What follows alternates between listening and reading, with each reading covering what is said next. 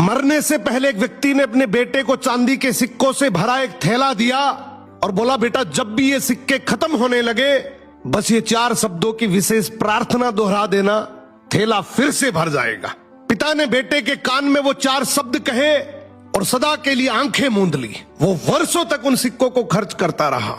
जीवन की चकाचौंध और ऐशो आराम में वो इतना डूब गया कि उसे उन 4 शब्दों की याद ही नहीं रही।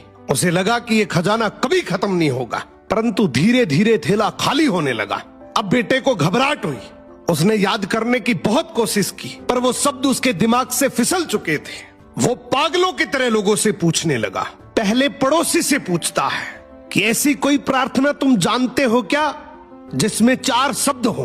पड़ोसी बोला, हाँ मैं 4 शब्दों की प्रार्थना जानता हूं, ईश्वर मेरी मदद करो। उसने वो शब्द कई बार दोहराए, लेकिन चांदी के सिक्के नहीं बढ़े तो वो बहुत दुखी हुआ। फिर एक धर्मगुरु से मिला। उसने बताया कि ईश्वर तुम महान हो, मगर इसके दोहराने से भी थैला नहीं भरा। फिर वो एक नेता से मिला।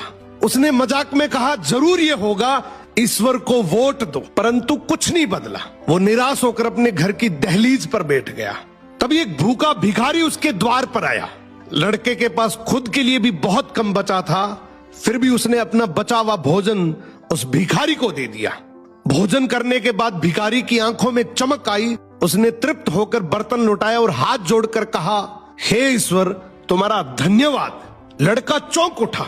उसने सोचा यही वो चिर परिचित शब्द थे। उसने दोहराना शुरू किया, हे ईश्वर तुम्हारा धन्यवाद। देखते ही देखते उसका थैला फिर से चांदी के सिक्कों से लबालब भर गया। तब उसे समझ आया, जब उसने किसी की मदद की तभी वो प्रार्थना उसे याद आई।